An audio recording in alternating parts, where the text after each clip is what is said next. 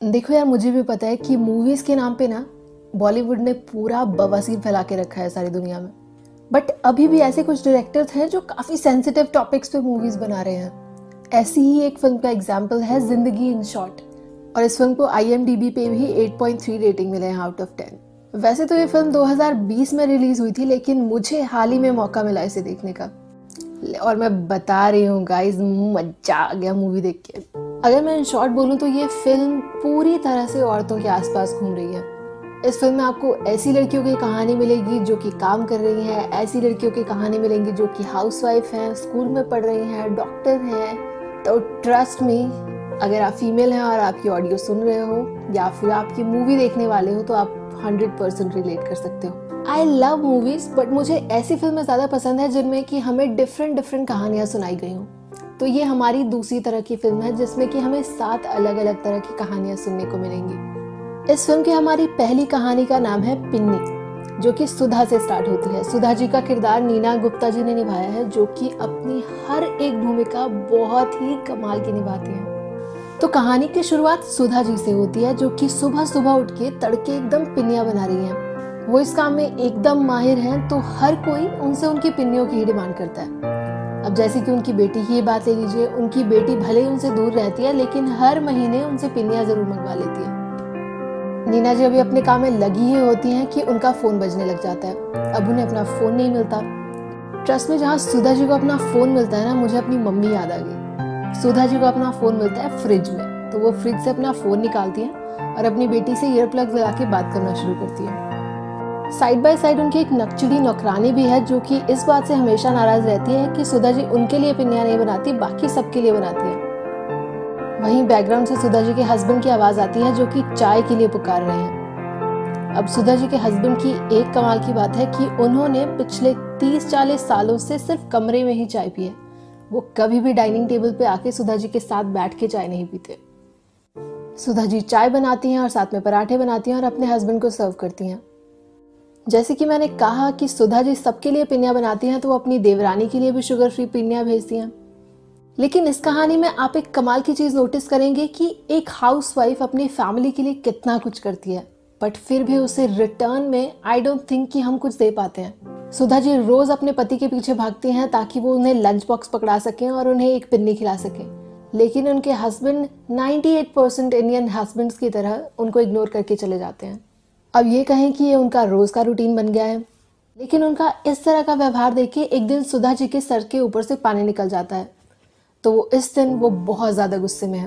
वो ढेर सारी पिन्नियाँ बना के रख देती हैं, और जिस दिन रात को उनके पति घर वापस आते हैं तो वो देखते हैं कि सुधा जी एकदम नए कपड़ों में और खुले बालों में बहुत ही खूबसूरत लग रही हैं, लेकिन घर की हालत बिल्कुल उल्टी है। घर एकदम उथल पुथल है और उनकी नौकरानी सामने बैठ के कप में चाय पी रही है। सुधा जी के पति जब इस बात पे सवाल पूछते हैं तो सुधा जी कहती हैं कि आज चाय ज़रूर मिलेगी, लेकिन आपको यहीं डाइनिंग टेबल पर बैठकर पीनी होगी। जब वो लाइट जलाती हैं तो टेबल पे हम पिन्नियों से हैप्पी बर्थडे टू मी लिखा हुआ देखते हैं। जी हाँ, सुधा जी के हस्बैंड उनका बर्थडे भूल जाते हैं, और आज मेड कप में चाय इसलिए पी रही है क्योंकि सिर्फ वो इकलौती इंसान थी जिसने सुधा जी को विश किया था। और कहानी के अंत में हम देखते हैं कि सुधा जी और उनके पति फाइनली डाइनिंग टेबल पर चाय पी रहे हैं। इसके बाद शुरुआत होती है हमारी दूसरी कहानी स्लीपिंग पार्टनर्स की। इस कहानी की शुरुआत में हम देखते हैं कि बीना नाम की एक औरत अपनी उंगली के फ्रैक्चर पर पट्टी बंधवा रही है। पट्टी बंधवाते बंधवाते डॉक्टर बीना जी पे बहुत गुस्सा कर रही हैं और उन्हें ये समझाने की कोशिश कर रही हैं कि उन्हें अपने हस्बैंड को ये बताना होगा कि अगर उनकी उंगली दोबारा टूटी तो शायद ये जुड़ नहीं पाएगी। बीना जी का किरदार दिव्या दत्ता ने निभाया है, और ट्रस्ट में गाइस, ये मेरी फेवरेट स्टोरी है। अगले सीन में हम देखते हैं कि बीना जी अपने हस्बैंड शरद और उनके दोस्त रवीश के साथ कुछ पेपर्स पर साइन कर रही हैं। रवीश के हाव भाव मुझे कुछ खास अच्छे नहीं लगते, क्योंकि वो हमेशा बीना जी पे ट्राई करने की कोशिश कर रहा है। वहीं शरद को इस बात से कुछ खास फर्क नहीं पड़ रहा, क्योंकि उसे लगता है कि बीना जी एक ऑर्डिनरी हाउसवाइफ हैं जो कि किसी चीज के लायक नहीं है। तो इस बात का अंदाजा हम उस सीन से लगा सकते हैं जहाँ की रवीश शरद से ये पूछता है कि क्या बीना जी टर्म्स एंड कंडीशंस जानती हैं। तो इस बात पर शरद ठिठोली करते हुए ये जवाब देता है कि बीना जी तो बस स्लीपिंग पार्टनर है, उन्हें बिजनेस के बारे में कुछ नहीं पता। एक दिन रवीश बीना जी के घर उस दिन आता है जिस दिन की शरद घर पर नहीं था।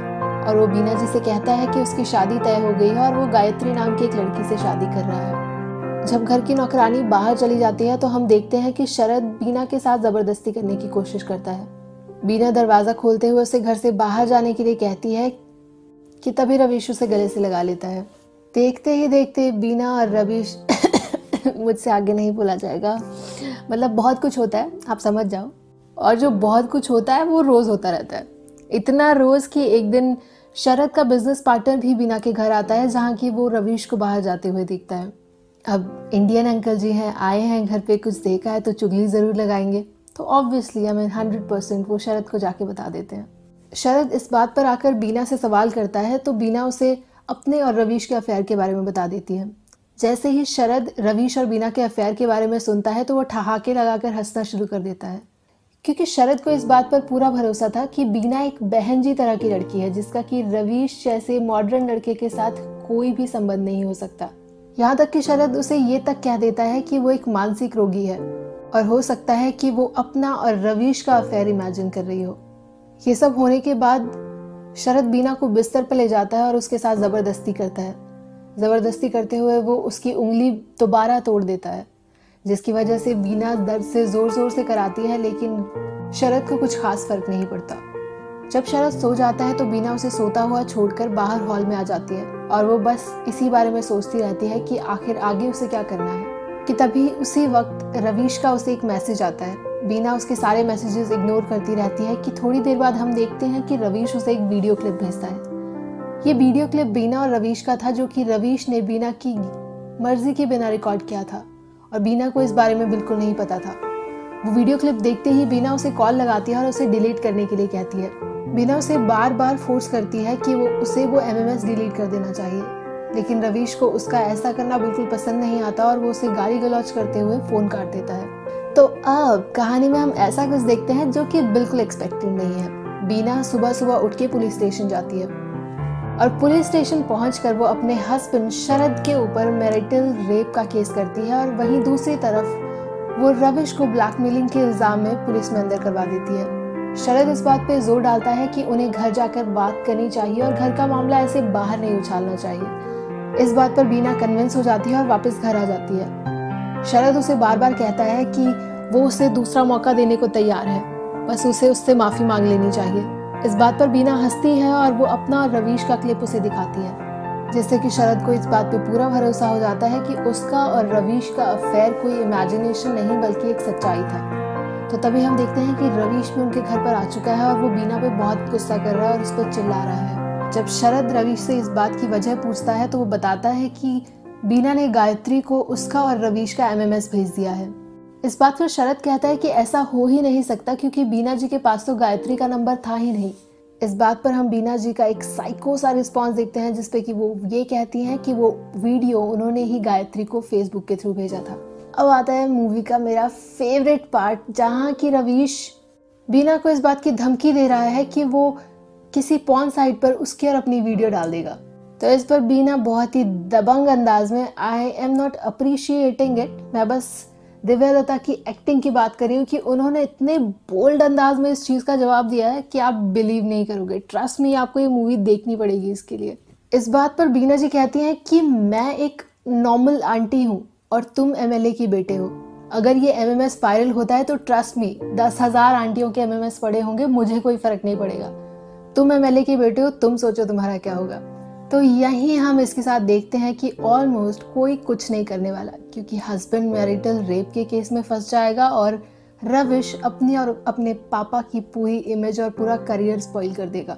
इस बात पे बीना जी काम वाली को छुट्टी देती हैं और कहती हैं कि आज मैडम बाहर खाना खाएंगी, और वो बड़े ही स्वैग में घर से बाहर निकल जाती हैं। आई नो कि इस कहानी में इतना भी कुछ स्पेशल नहीं है, बट जब आप इस कहानी के छोटे छोटे मोमेंट्स को देखोगे, ट्रस्ट मी गाइस, अगर आप एक फीमेल हो तो आप रिलेट कर सकते हो कि ये सब कैसा हो सकता है।